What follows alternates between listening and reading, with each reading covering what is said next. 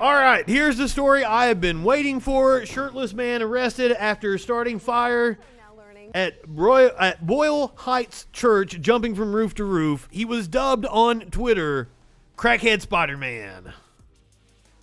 More about this bizarre scene. This is in Boyle Heights. You see that man? He led police on a rooftop chase last night after climbing the bell tower of a historic church, and officers say he set that cross on fire. The man shirtless, wearing only his... That's metal as fuck.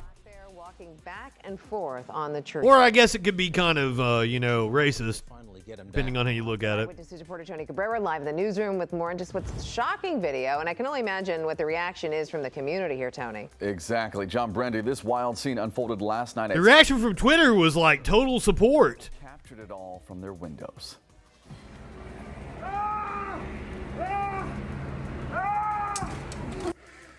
Now, this was the moment the man appeared to injure himself after jumping onto the roof of a nearby home. Police were called to the church last night after the man climbed the bell tower and set the cross on fire. Fortunately, the flames appeared to burn out without threatening the rest of the structure. He then jumped from roof to roof, appearing to hurt himself. Oh, shit. Air 7 HD even caught him dangling from power lines here as he moved from home to home. Unbelievable. He's got one sock on. Nearby apartment units, and that's when police moved in. Neighbors came outside to see the chaos unfold. He went across and he was trying to take off the cross in the front of the building. And see, do they look scared? Like she's laughing about it. He just tried to leave and he almost slipped. I think it's crazy. I've never seen anything happen like this, and I've lived here my whole life. The family I love it. Inside the apartment he entered was forced to run outside. Officers were able to take him into custody after he did this for nearly 2 hours.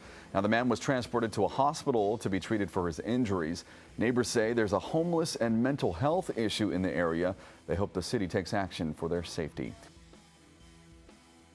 Yeah, he's playing some real life Assassin's Creed.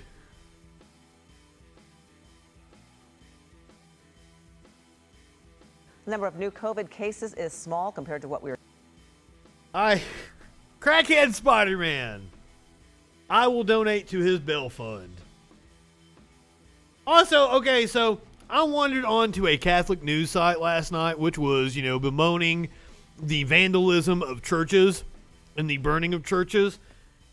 And it seemed like no one in the comments was aware that the Catholic Church was found committing mass genocide. That astounded me, that everyone in the fucking comments seemed just completely oblivious to that fact. Because, I reminded them like, hey, people are pretty upset about the church because it's an organized pedophile ring that's been committing mass genocide. And they're like, what? I hadn't heard anything about that.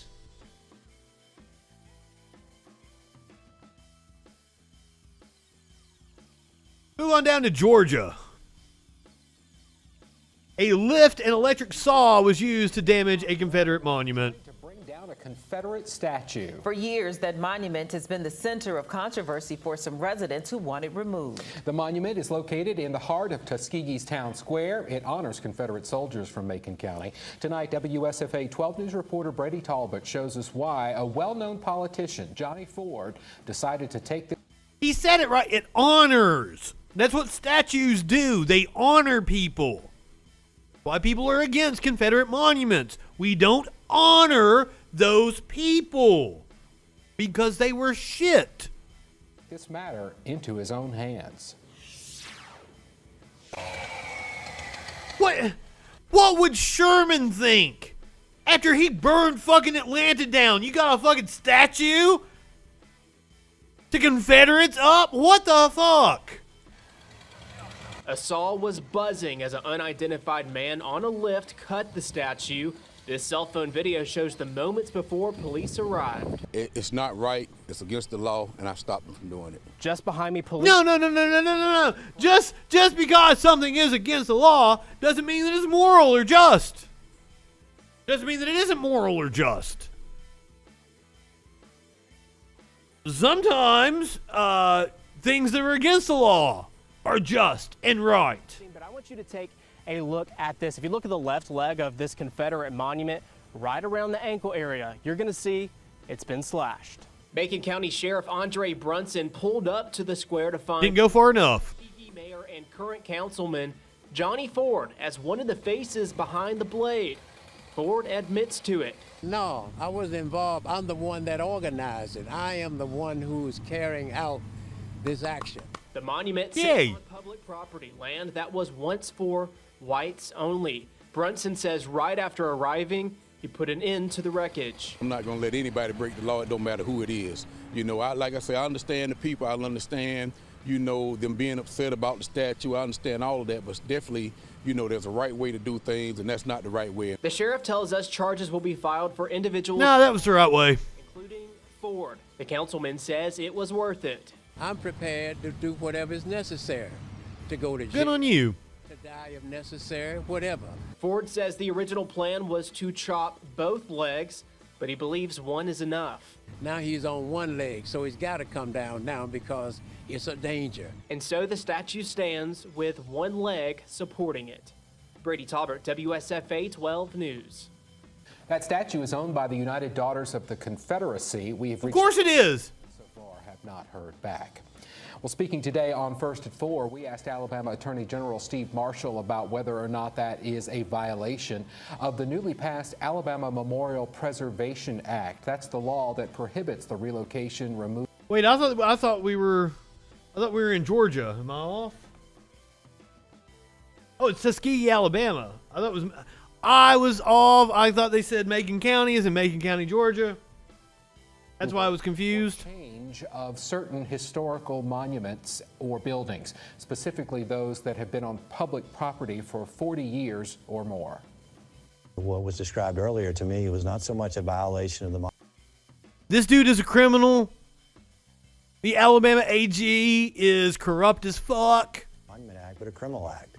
Somebody that has damaged property of another, that's no different than any other crime, and in fact should be prosecuted just the same as it would be in any other court.